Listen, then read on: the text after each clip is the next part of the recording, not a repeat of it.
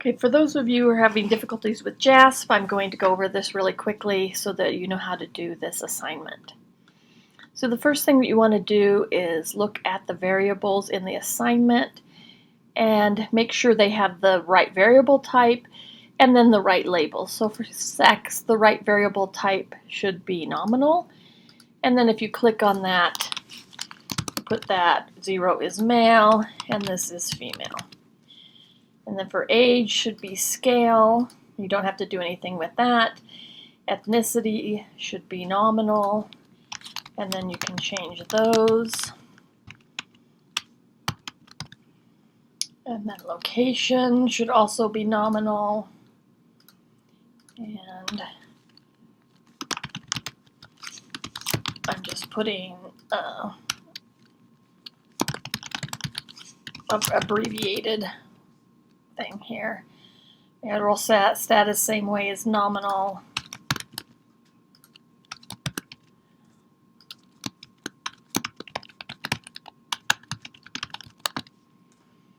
Course type is nominal.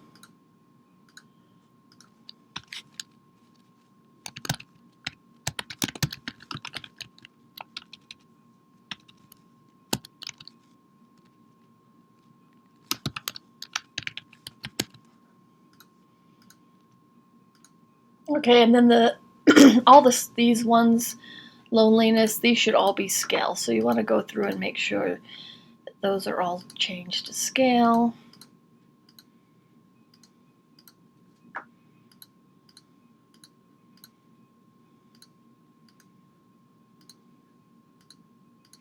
Okay, the next thing you're going to do is you're going to compute a new variable called loneliness scale. You're going to click on this plus sign here, call it loneliness scale, make sure it's scale, say create, and then what that's going to be is UCL loneliness, so you click on that, plus loneliness 2 plus loneliness 3, and then you just have to do compute column. The next thing you want to do is compute the variable loneliness, so we're going to call that loneliness. And if you look at the table for the variables, you notice that that has to be nominal. So we're going to do nominal and say create. Now, when we click on that, we can take loneliness scale, and if loneliness scale is greater than or equal to 6, it's going to return a value. So you can see here, 6 is true, 5 is false. Anything below 6 is a false. So what does that mean? Well, this is where we label it. So we put the labels here, and instead of true, we're going to say that equals lonely because it was greater than 6. And false, we're going to say that equals not lonely.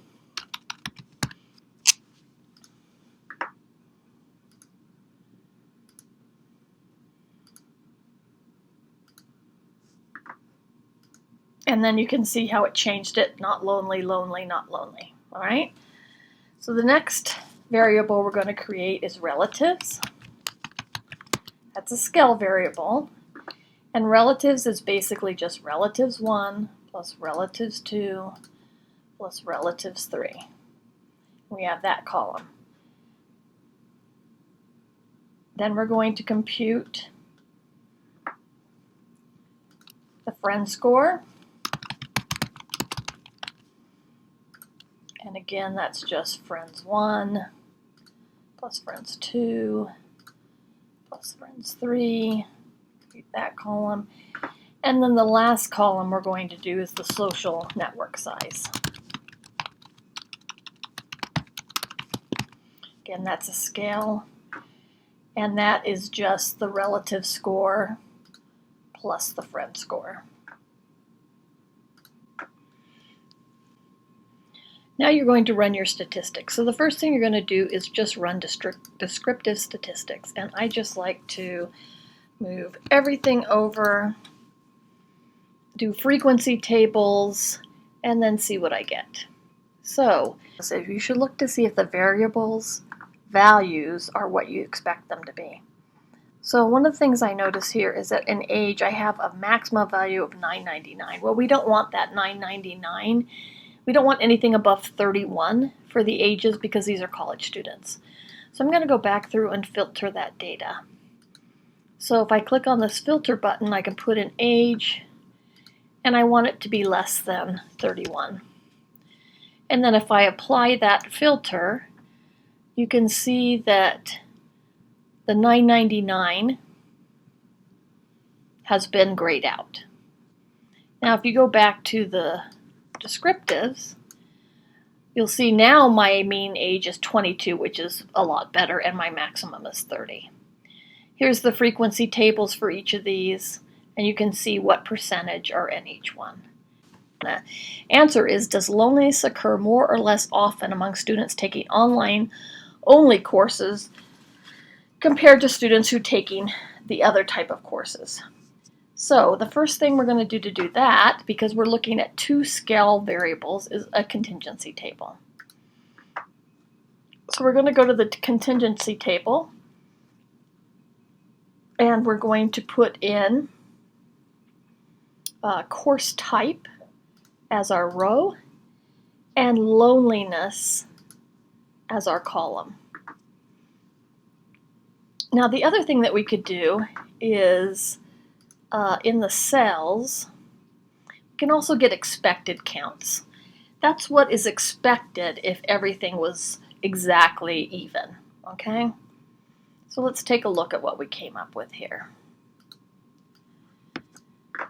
So if we look at this, online-only courses, we have 32 that are not lonely and 12 that are lonely.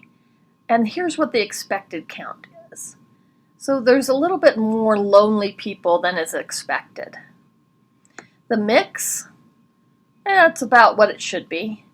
And only campus courses, it's about what it should be.